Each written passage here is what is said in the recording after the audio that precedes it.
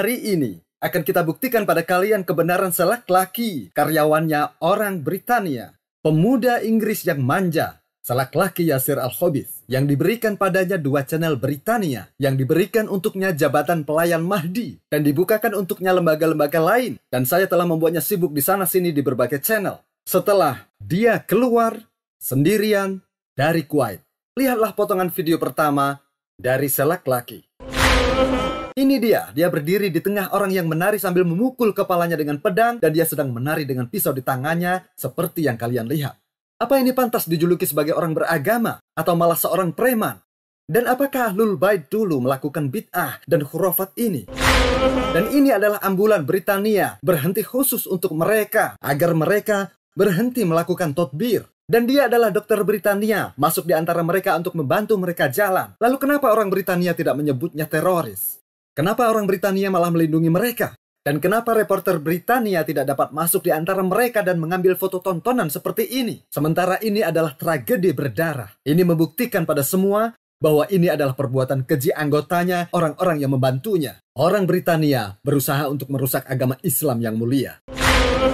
Setelah kita melihat mobil ambulan dan dokter Britania ini yang membantu jalan laki-laki dan juga anggota channel Fada, reporter pun tidak bisa masuk atau mengingkarinya. Itu menunjukkan atau itu karena laki-laki berada di bawah kendali otoritas Britania untuk menghancurkan agama Islam. Kita akan saksikan video kedua. Dia berdiri dikelilingi orang yang tadbir sampai darahnya mengalir. Dia berdiri dan darah yang keluar pada tubuhnya hanya sedikit karena dia tidak melakukan seperti yang mereka lakukan. Dia hanya menertawakan orang-orang itu.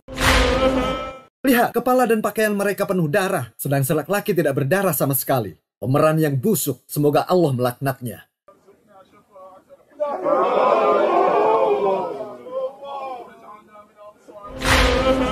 Sampai tangisannya pun pura-pura mengeluarkan suara-suara yang tidak seperti suara laki-laki. Dan video yang akan kita lihat ini, jika saya perdengarkan suaranya saja, maka semua yang mendengar pasti akan menyangka itu suara perempuan. Tapi bukan perempuan asli, tapi perempuan... Saksikan saja sendiri.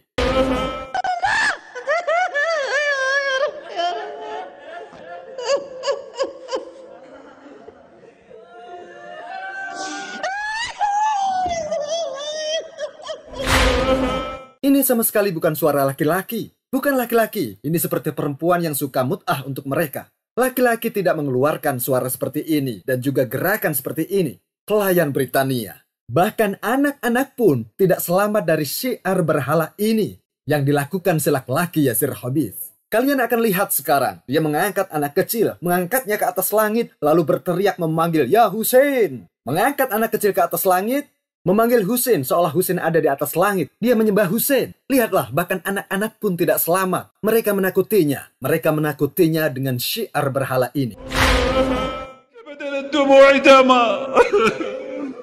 والله لو انا بكيت انطلي يا حسين